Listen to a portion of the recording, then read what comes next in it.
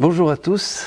Eh bien, nous allons continuer cette troisième partie sur ce thème de la résurrection dans la divine volonté. Nous allons prier, nous allons demander à ce soleil divin qui nous illumine. Aujourd'hui, c'est la brume, mais au-delà de la brume et des nuages que peuvent créer la volonté humaine, dit Jésus, eh bien, il y a ce soleil qui veut briller sur nos cœurs, nous rejoindre tous, mes amis.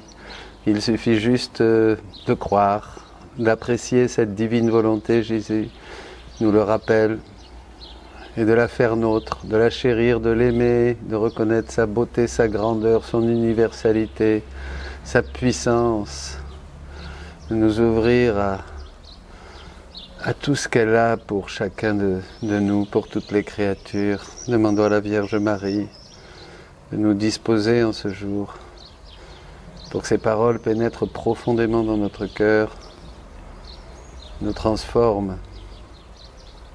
C'est ça, l'unique chose nécessaire, le plus important. Laissez la divine volonté régner en nous. Je vous salue Marie, pleine de grâce, le Seigneur est avec vous. Vous êtes bénie entre toutes les femmes, et Jésus, le fruit de vos entrailles, est béni. Sainte Marie, Mère de Dieu, priez pour nous pauvres pécheurs, maintenant et à l'heure de notre mort. Amen.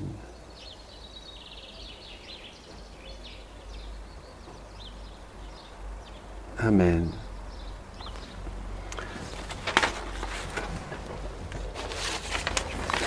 Eh bien, hier nous étions arrêtés en disant que, reprenant le texte même de Jésus, toutes ces souffrances, toute cette patience incroyable de la divine volonté, donc depuis le péché de l'homme, eh bien c'était parce qu'elle voulait se sauver, c'est-à-dire sauver ce qu'il y a de divin en l'homme, bien sûr, et sauver l'homme. Donc toute cette patience, c'est parce que ma volonté, dit Jésus, c'est que mon royaume, son royaume viendra, que sa vie palpitante sera reconnue parmi les créatures, c'est-à-dire une vie à laquelle nous participons, pas seulement sans percevoir ce mouvement, cet être, cette vie, chaque mouvement, chaque pensée, chaque parole, chaque regard, tout devrait être connecté, nous devrions sentir cette vie palpitante de la divine volonté en nous, comme Adam et Ève le sentaient au paradis, bien sûr, sera reconnue parmi les créatures et en vue de la grande gloire qu'elle recevra en étant reconnue que ma volonté se fait la vie de chaque vie, et parce qu'elle est la vie, elle recevra chacune de ces vies pour régner en elle. Voyez, je répète cette phrase. C'est parce que ma volonté sait que son royaume viendra, que sa vie palpitante sera reconnue parmi les créatures. Et c'est en vue de la grande gloire qu'elle recevra en étant reconnue que ma volonté se fait la vie de chaque vie, et parce qu'elle est la vie, elle recevra chacune de ses vies pour régner en elle. Elle ne sera plus cachée, mais révélée et reconnue. Et c'est pourquoi ma volonté supporte tant de refus d'être reconnue, et que seule une divine patience pourrait supporter tant de siècles d'ingratitude humaine. Oui, nous n'avons pas idée. Et c'est des choses très importantes, mes amis, qui nous sont révélées. Cette souffrance de la divine volonté, cette passion de la divine volonté qui dure depuis le péché d'Adam, puisque dans la créature, elle était la source de la vie, et tout ce que faisait la créature participait à cette vie et la renvoyait à Dieu, et maintenant elle rencontre la mort. La divine volonté est crucifiée en nous, et souffre une passion, la souffrance des souffrances, dit Jésus. Jésus dit d'ailleurs que c'est incompréhensible à l'esprit humain de comprendre ces choses. Alors nous allons entrevoir, bien sûr, entrevoir ce qui se passe à travers Jésus, qui est la lumière du monde, qui est le chemin, la vérité et la vie.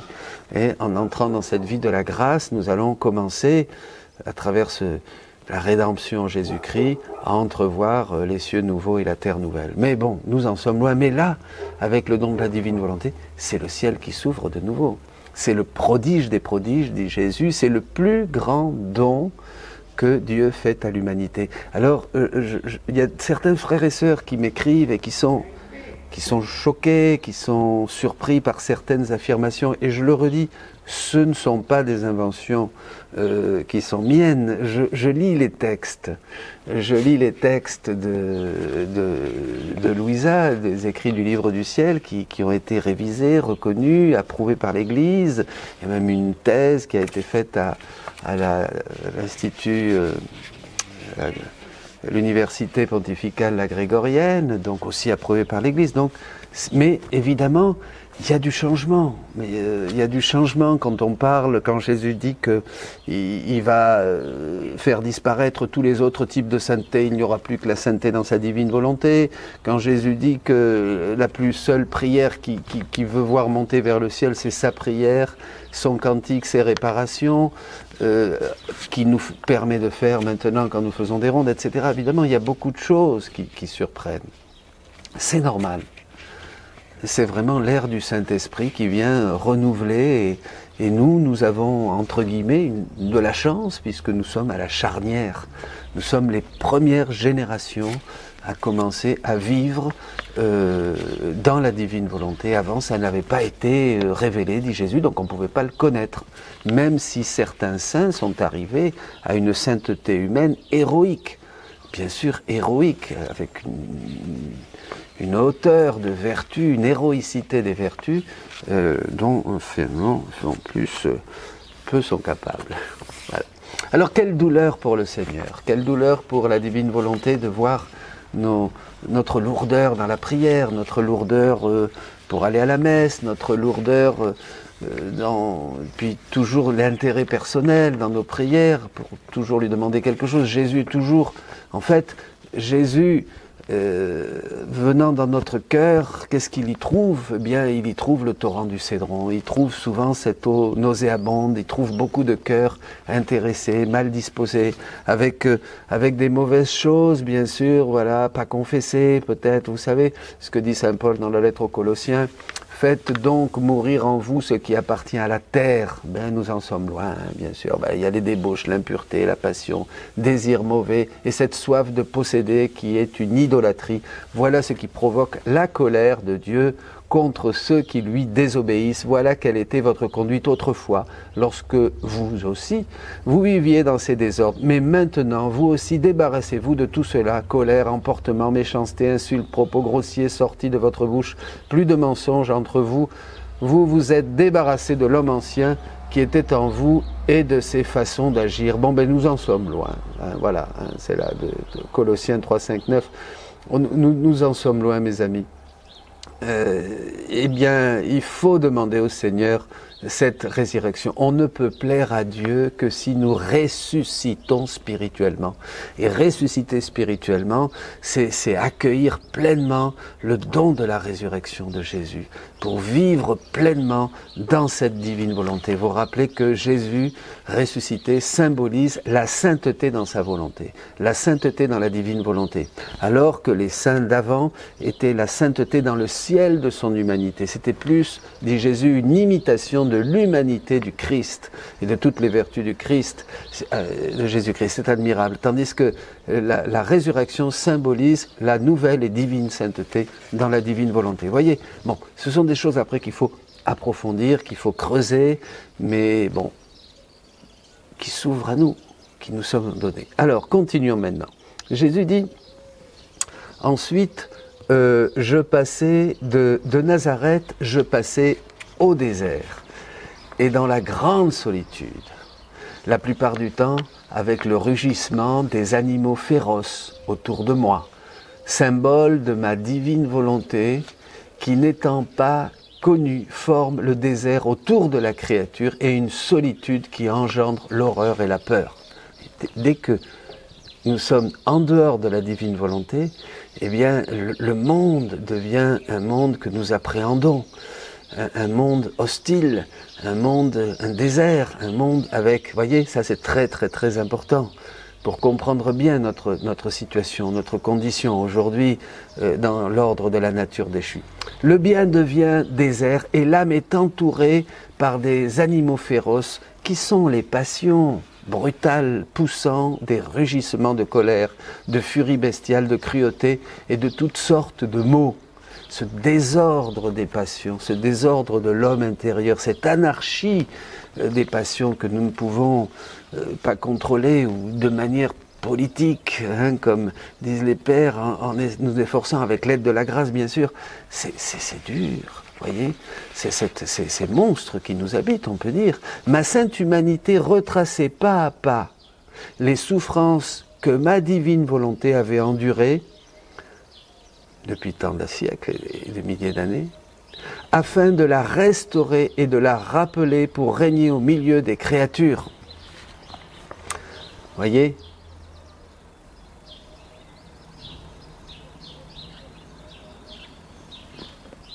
Jésus doit refaire pour nous, nous l'avons vu, mais il doit aussi refaire pour la divine volonté. Toutes les souffrances que la divine volonté a vécues et a souffert au cours des siècles, il faut réparer.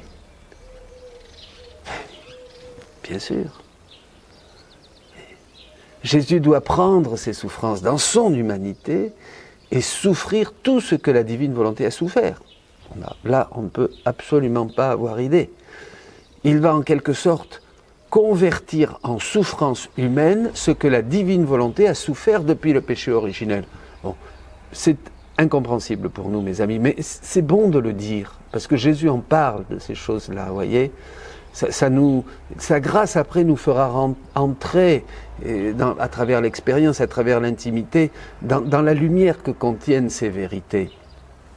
C'est pour ça que j'en profite pour dire, beaucoup aussi nous écrivent et nous demandent oui, mais alors ça et ceci, et beaucoup de questions. C'est vrai, c'est bien de poser des questions. On fera même peut-être un programme une fois par mois, questions et réponses. Mais mes amis, il faut lire.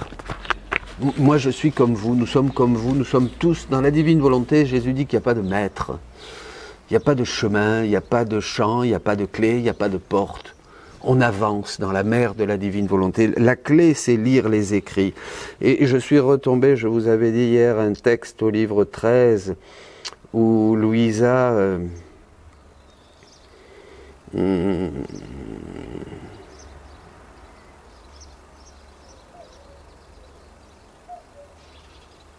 où Louisa découvre que lorsque Jésus lui parle, c'est un petit peu comme ces paroles qui font jaillir la vie éternelle, dira Jésus, hein, dans le chapitre 4 de Saint Jean. « Ma fille, chaque fois que je te parle, je veux ouvrir une petite fontaine dans ton cœur.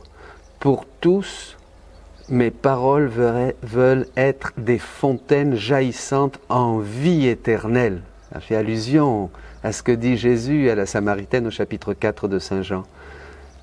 Mais pour que se forment ces fontaines dans ton cœur, tu dois faire ta part, c'est-à-dire bien mastiquer mes paroles pour les avaler et ouvrir la fontaine en toi, en pensant constamment aux paroles que je te dis, tu les mastiques, en les répétant à ceux qui ont autorité sur toi, et en étant assuré que ces paroles sont de moi, tu les dévores et ouvres la fontaine en toi. Nous retrouvons tout le chemin de la Lectio Divina tel que les pères de l'Église nous l'ont présenté. Voyez, mastiquer la parole, donc revenir aux écrits, prendre du temps. Hein. Quand ce sera nécessaire, tu t'abreuveras par grande lampée à la fontaine de ma vérité. En écrivant les mots que je te donne, tu ouvres des canaux qui serviront à tous ceux qui voudront se rafraîchir pour ne pas mourir de soif. Il s'adresse à Louisa, il s'adresse à nous. C'est-à-dire chacun de vous, mes amis, en baignant, en méditant les vérités du livre du ciel, non seulement vous buvez à grande gorgée, mais vous devenez des sources. Vous devenez des sources pour les autres. Les autres vont dire, mais D'où lui vient cette sagesse, d'où lui vient cette lumière? Eh bien, cette lumière nous vient de la divine volonté. Il y a beaucoup qui vont être touchés par votre témoignage, ça va faire boule de neige, ça va se multiplier partout, et ça va renouveler l'Église. Voilà, dit Jésus. Alors, pendant que j'écrivais, je me disais, ça fait quelque temps que mon doux Jésus ne m'a pas parlé de sa très sainte volonté. Je me sens plus porté à écrire à son sujet. J'y sens plus de plaisir, comme si elle était mon exclusivité. Sa volonté me suffit pour tout. Alors là, on découvre, c'est un deuxième point important, que lire, méditer le livre du ciel, découvrir les choses cachées et maintenant révélées de la divine volonté, ça nous touche, on en a envie, on y revient. Quelquefois on se demande même, bon, est-ce que je vais lire tel livre ou est-ce que je vais plutôt lire encore Louisa? Est-ce que je vais faire telle prière comme je faisais ou est-ce que plutôt je vais prendre les 24 heures de la Passion ou lire le livre du ciel? Vous voyez, on vit ça. Et j'ai eu des personnes qui m'ont écrit là-dessus. Alors écoutez, là c'est très important. Venant vers moi, mon Jésus, au cœur toujours tendre, me dit « Ma fille, ne sois pas étonnée si tu es plus encline à écrire concernant ma volonté et que tu y trouves plus de plaisir parce qu'entendre, parler ou écrire au sujet de ma volonté est la chose la plus sublime qui puisse exister sur la terre et au ciel. » Ben, c'est tout dit. Rien ne fait plus plaisir à Jésus que quand on entend, on parle, on écrit ou on partage sur la divine volonté. Rien ne lui fait plus plaisir. Rien. C'est ce qui à la fois me glorifie le plus, comprend toute bonne chose et toute sainteté. C'est ce qui le glorifie le plus, comprend toute bonne chose et toute sainteté.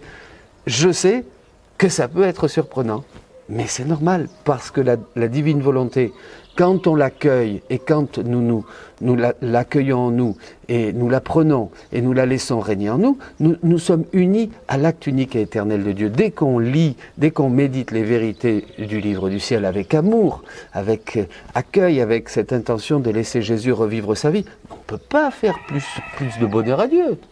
On ne peut pas glorifier davantage le Seigneur, ça va le glorifier, mais bien sûr plus que n'importe quelle autre prière.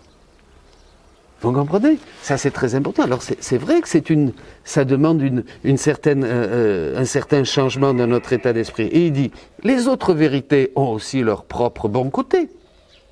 Comme un prêtre qui me partageait, mais faire des prières et les dévotions que nous connaissons et que nous avons fait avec foi, avec amour, obtiennent des mérites et plaisent au Seigneur. Mais bien sûr, et je parle et dans le début d'ailleurs du livre bleu des méditations que fait Marie pour nous initier à la divine volonté. Marie dit bien que tous ces petits sacrifices, ces petites fleurs, ces roses, c'est tout ce que font les petites âmes, elles la font sourire, et elle est heureuse de tout ça, et elle l'accueille bien sûr. Mais après Louisa dit, mais moi je ne veux pas faire seulement, je ne veux pas t'offrir des petits sacrifices, des petites roses, des petites fleurs et tout ça, je veux t'offrir des soleils.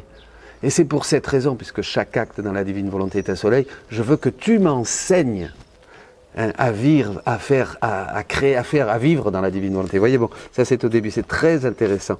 Nous y reviendrons, mais quand même je réponds à certaines questions au fil des enseignements, parce que bon, moi aussi, je me les suis posées, mes amis.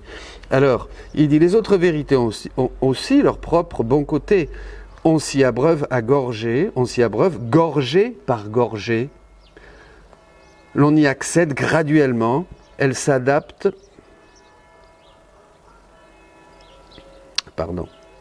Graduellement, elle s'adapte à la manière humaine. Dans ma volonté, cependant, l'âme s'adapte à la manière divine.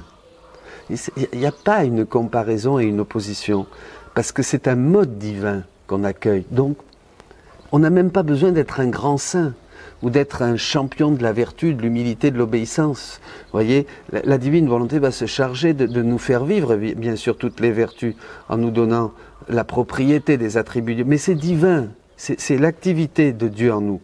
On gravit non pas à pas. Il y a une autre image de Louisa avec les 2 escaliers, les saints dans l'ordre de la rédemption, la sainteté humaine, qui montaient un escalier difficile, où ils tombaient en bois, c'était petit, s'efforçaient, et les saints dans la divine volonté qui montaient un escalier doré, ils montaient tous, mais ils avaient tous l'aspect de Jésus. Bon, alors, ce n'est plus, s'adapte à la manière divine, ce n'est plus par lampée que l'on boit, mais par mer. On gravit non pas à pas, mais avec des ailes qui rejoignent le ciel en un clin d'œil. Oh, ma volonté, ma volonté. Seulement à t'entendre en parler m'apporte tellement de joie et de douceur.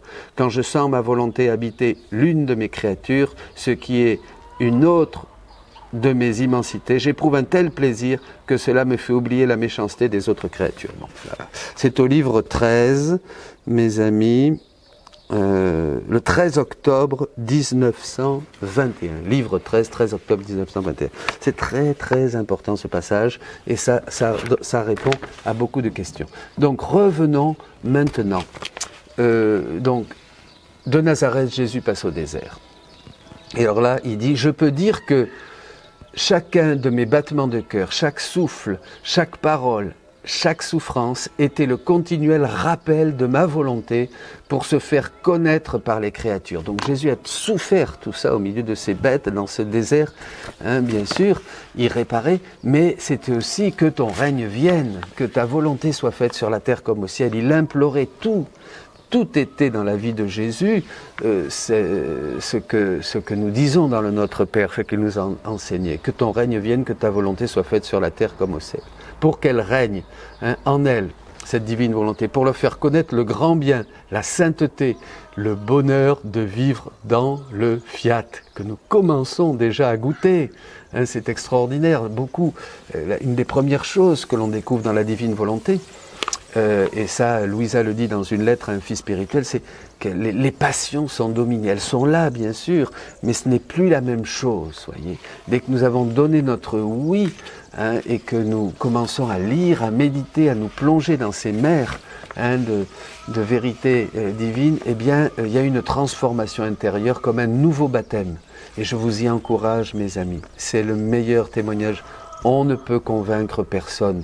Vous serez vous-même convaincus en expérimentant les grâces, les prodiges inouïs que peut œuvrer la divine volonté quand vous la laissez régner en vous. Et ceux qui l'ont fait écrivent et donnent ces témoignages. Et merci d'envoyer vos témoignages. C'est gentil comme vous le faites. Je remercie tous ceux qui nous écrivent et envoient leurs témoignages depuis qu'ils ont découvert cette vie. Voilà. Donc, de quoi avons-nous peur? Eh bien, les bêtes féroces, les serpents. Oui, c'est ça. Jésus se sentait au milieu de ces bêtes féroces, de ces animaux féroces. Imaginez que maintenant vous vous trouviez, là, comme tout d'un coup, là, si j'avais un scorpion qui tombait là sur moi, j'aurais peur. Ça m'est arrivé d'ailleurs dans une fondation, je me souviens, un vieux couvent où nous étions arrivés, on avait les scorpions qui tombaient là, hein, mais ça fait peur, où vous vous trouviez du jour au lendemain, maintenant tout d'un coup en forêt devant un serpent. Voyez, Jésus a dû vivre ces choses, il a vécu ces peurs au milieu des bêtes sauvages, voyez, pour payer pour nous, bien sûr, pour vivre ce que nous devons vivre et pour nous conduire à la mort. Voyez, tout ça, ça nous a conduit à la mort, jusqu'à cette mort que nous vivons quand il est totalement crucifié, couvert de plaies, couronné d'épines. Ça, c'est nous qui mourrons. Il nous a conduit, il a conduit toute notre vie humaine, notre volonté humaine à la mort pour que nous puissions ressusciter avec lui. Hein, mais tout ce qui vivait, ça, c'était ce refus. Ce ne sont pas les Romains, c'est nous qui renouvelons aujourd'hui encore pour Jésus toutes ces souffrances et que nous le faisons souffrir continuellement, mes amis, continuellement. Mais si nous n'avons pas cette vision des choses, de la vie de Jésus, de la passion de Jésus et de tout son mystère, quelque chose reste d'incompréhensible dans le mystère chrétien. Même ridicule, je dirais. Ridicule.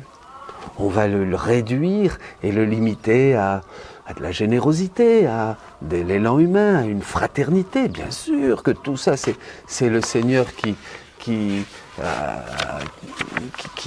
c'est des grâces du christianisme, bien sûr, de la vie chrétienne, et toutes ces belles choses, et tout ce dévouement, mais on ne peut pas limiter le mystère chrétien à des choses qui sont qu'humaines. Ça transcende complètement l'humain. Ça dépasse complètement ce que nous pouvons penser et imaginer. Le mystère de Jésus et le mystère de l'homme dans le Christ, le mystère de sa volonté, comme dit saint Paul, ça dépasse complètement tout ce qu'on pourra, toutes les théologies, tout ce qu'on a pu dire. Saint Thomas, à la fin de sa vie, reconnaissait, il a failli brûler toute la somme théologique. Heureusement que frère Régimbald l'en a empêché. Il dit, tout est paille. Tout ce que j'ai écrit, c'est de la paille. Voyez ? Et bien, quand on passe de l'autre côté dans le ciel, eh bien, nous verrons que tout ce qu'on a pu dire, c'est peu de choses. Et maintenant, avec le don de la divine volonté, c'est le ciel qui s'ouvre. C'est-à-dire que nous allons continuer cette activité au-delà de la mort. Dès que nous allons passer, et même tout ce que nous faisons déjà ici, dans la divine volonté, comme ce sont des actes qui sont éternels, eh bien nous les retrouvons comme des soleils de l'autre côté. C'est pour ça qu'il y a une hiérarchie des âmes dans la divine volonté. Bon, je ne vais pas continuer avec ça, parce que là, mais il y a une hiérarchie des âmes dans la divine volonté, bien sûr, et le Seigneur en parle, hein, et la Vierge Marie. Bon, alors...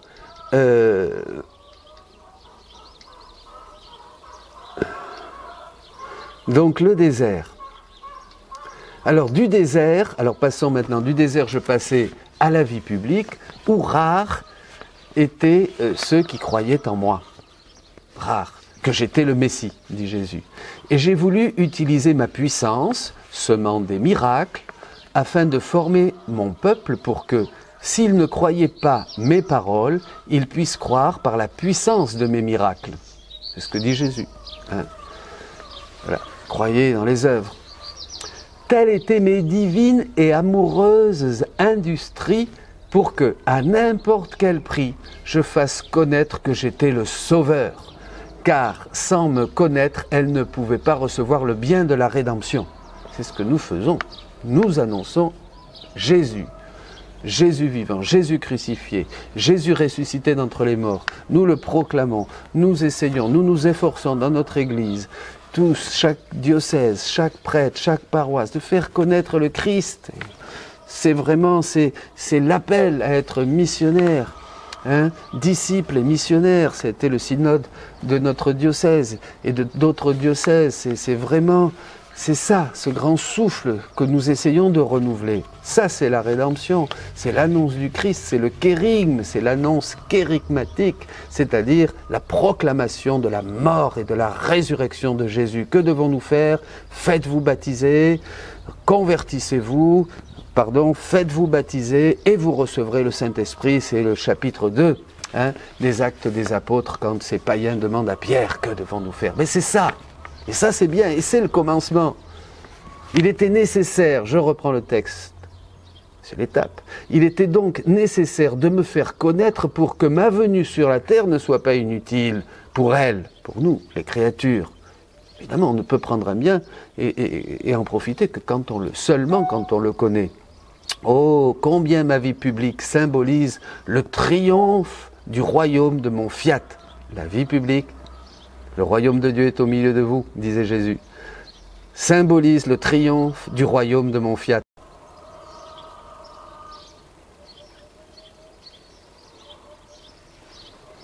Symbolise le triomphe de mon fiat parmi les créatures, qu'avec des vérités surprenantes, je ferai connaître. Là, c'est au futur.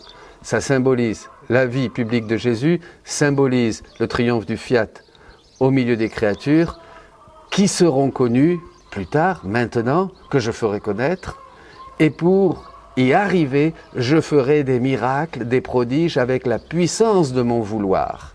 Je rappellerai à la vie les cadavres, je répéterai le miracle de la résurrection de Lazare. Là, il y a toutes les grâces de conversion que beaucoup cherchent. Il y en a beaucoup qui nous écrivent et qui nous disent « Oui, je voulais aller plus loin, j'y arrivais pas.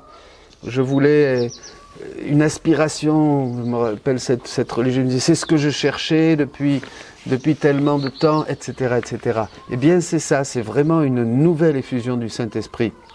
Voilà. Alors, prodige des prodiges. La résurrection de Lazare, et malgré le fait qu'elle se soit décomposée dans le mal, c'est le cas de nous, nous sommes pécheurs, bouffés par les passions et nos péchés, qu'elle soit devenue un corps malodorant comme Lazare, mon fiat les rappellera à la vie. Voyez, la puissance du fiat. Il arrêtera la puanteur du péché, il les ressuscitera dans le bien. Bref, je me servirai de toutes mes divines industries pour que mon vouloir règne au milieu du peuple.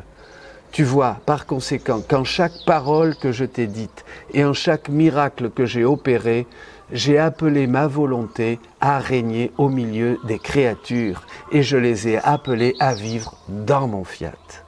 Voyez, extraordinaire. Continuons avec la passion et la résurrection. Finalement, la mort qui préparait ma résurrection, qui appelait toutes les créatures à ressusciter dans mon divin fiat.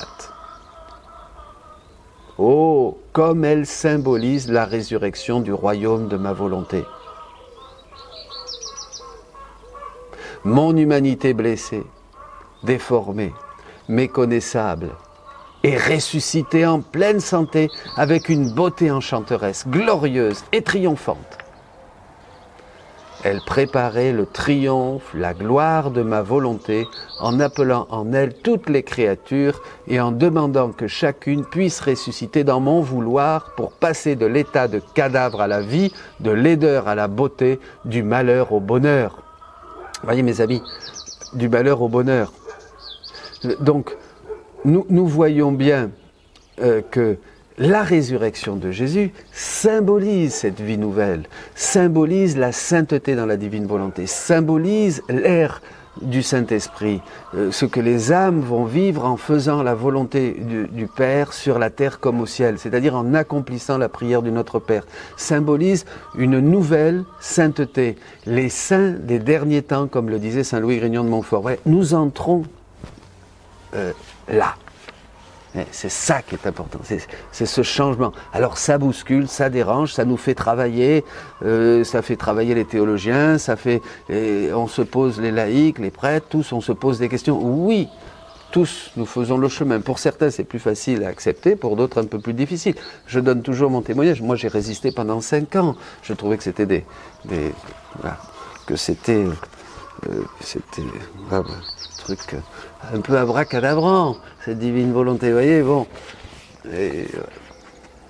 comme ça, il faut du temps, peut-être une petite tête dure là, hein, voilà, bon, alors, mon humanité ressuscitée, hein, voilà, Jésus ressuscité, assure le royaume de ma volonté sur la terre, ça c'est extraordinaire, vous voyez, l'humanité du Christ ressuscité, ça se fera, c'est le royaume, c'est la promesse.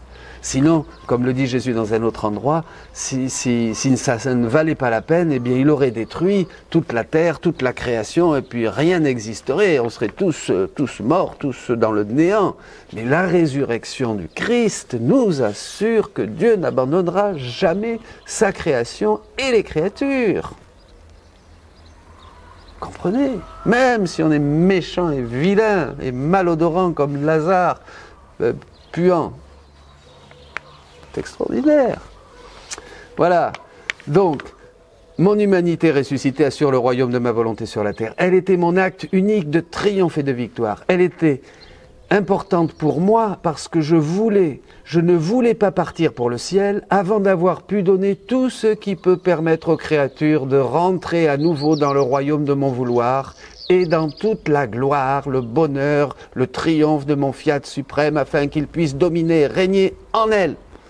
Donc le Christ s'en va ressuscité dans la gloire, mais il nous donne tout. Vous comprenez, il nous donne tout. Il est la divine volonté, il est là, il nous donne tout. Maintenant, on comprend. Vous comprenez, vous allez voir qu'en entrant de plus en plus dans la divine volonté, vous allez vraiment vous approprier tous les biens de la rédemption, tous les trésors de la révélation publique, toutes les paroles de Jésus, tout va prendre un sens, la messe, les sacrements, c'est une lumière, vous voyez,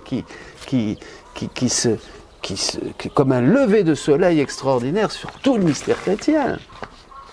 C'est pas du tout du fanatisme, les pieds sur la terre, bien sûr. Voilà, les pieds sur la terre au service les uns des autres. et d'une manière concrète. Parce que souvent, aujourd'hui, alors, il y a tellement de mouvements, dès qu'on est trop donné à la vie de prière, à la vie spirituelle, ou qu'on parle de choses comme la divinité, alors ça y est, on dit non, mais non, on est rapidement taxé d'illuminé, vous voyez. Mais pas illuminé, mais dans le bon sens, illuminé par la lumière du Seigneur et au service les uns des autres. Vous voyez, avec des bases.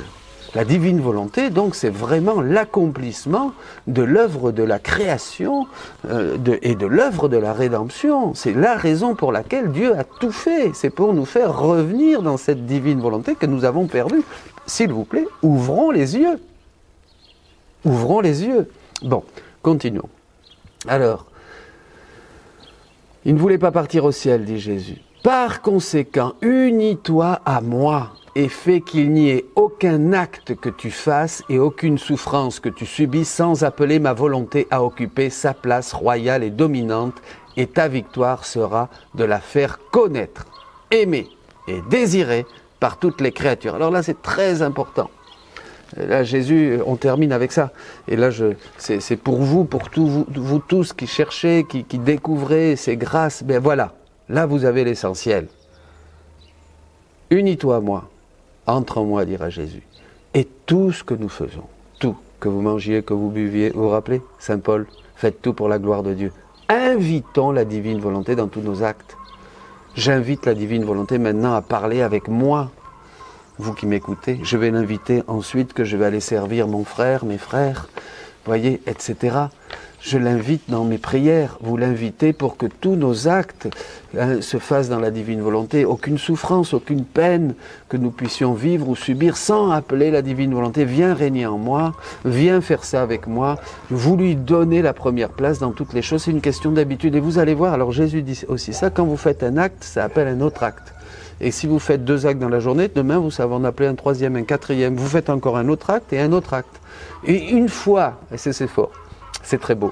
Une fois qu'on a commencé à faire des actes dans la divine volonté, on ne peut plus regarder en arrière. Même si on sort de la divine volonté, bon, parce qu'on est pauvre, on revient. On est accroché, on est addict à la divine volonté. Vous voyez, il y a quelque chose parce que elle crée, chaque acte crée une emprise en nous. Il y a une emprise, vous voyez, une emprise comme une emprise du mal. Hein, quand on devient addict à des mauvaises choses, il y a une emprise, vous voyez, en nous. Et alors, il faut multiplier les actes et alors se maintenir dans cette saine addiction en méditant, bien sûr, le livre du ciel. Alors ça, c'est la plus grande chose que vous pouvez faire, c'est méditer le livre du ciel le plus possible. Vous allez voir, c'est là vraiment où vous allez grandir. Et prier à la manière de Jésus, c'est-à-dire faire des rondes, et nous verrons ça. Alors voyons, la laisser occuper la première place, voyez, et c'est là où alors, non seulement nous allons connaître la divine volonté, elle va nous révéler tous ses secrets, bien sûr, des secrets que nous allons comprendre, d'autres que nous n'allons pas comprendre, mais qu'on va sentir, appréhender spirituellement dans notre cœur, sans pouvoir nécessairement les expliquer. On va savoir, ben oui, c'est beau, c'est grand, tu peux l'expliquer, non, je sais pas, t'as qu'à goûter toi-même et tu verras. Hein, on va l'aimer et désirer, et on va vouloir la faire connaître, la faire aimer, ça c'est l'aspect missionnaire, et la faire désirer, et que toutes les créatures le désirent, dit Jésus là. Donc vous voyez, c'est quand même très, très, très, très profond. Hein. Voilà, et alors, sois attentif. Dit Jésus, sois attentive, hein, sois attentif, et ça c'est beau, et là je termine avec ça, c'est l'appel continuel de Jésus tout au long des écrits de Louisa. Sois attentive ma fille, continue ton envol, sois attentive. Ici nous abordons un point très important et qui peut être une conclusion vraiment merveilleuse de tout ce que nous avons dit et que vous pouvez garder dans votre cœur, l'attention. Je crois qu'il y a 2 paroles à garder, c'est l'intention et l'attention. L'intention, parce que l'intention change l'acte, c'est-à-dire un acte qui était humain, égoïste ou pour moi, à partir du moment où j'invite la divine volonté et où j'ai l'intention de le vivre dans la divine volonté, devient un acte divin. Voilà, ça change. On a parlé de ça dans plusieurs diaporamas. Et l'attention, hein, attention à tout ce que je fais, rester unis à Jésus, chose que nous avons déjà découvert depuis 2000 ans de tradition, à travers la philocalie, à travers la garde du cœur, à travers la prière continuelle, à travers l'attention amoureuse à la présence de Dieu. Vous voyez, toute la tradition nous avait préparé. Ben, là, il y a des bases, voyez, et c'est une attention maintenant qui n'est plus... c'est une attention qui est justement d'inviter dans le moindre de nos actes la divine volonté. Tout ce que... Voilà mes amis, eh bien, tout ce que Jésus a fait, tout ce que Dieu a fait depuis le péché, la sortie du paradis, toute l'histoire du peuple de Dieu, tous les grands miracles, tous les personnages de l'Ancien Testament, tous les miracles de Jésus, tous les saints jusqu'à aujourd'hui, tout ce qu'il nous a donné, les sacrements de l'Église, tout, dit le Seigneur, n'avait d'autre but que d'établir le règne de la divine volonté au milieu des créatures. Eh bien, maintenant, ça y est, une première de notre race l'a vécu en plénitude, Louisa, petite fille de la divine volonté, comme Jésus l'appelait. Et maintenant, à partir de cette époque de Louisa, ben, c'est ouvert à tous. Venez, entrez, réjouissez-vous, faites la fête. La divine volonté est au milieu des créatures. Elle nous est donnée. Appelons-la avec joie, avec larmes, sans cesse, partout. C'est merveilleux, mes amis. Soyez bénis. Christ est ressuscité. Alléluia. Et nous allons continuer après, toujours avec ce thème de la résurrection dans la divine volonté.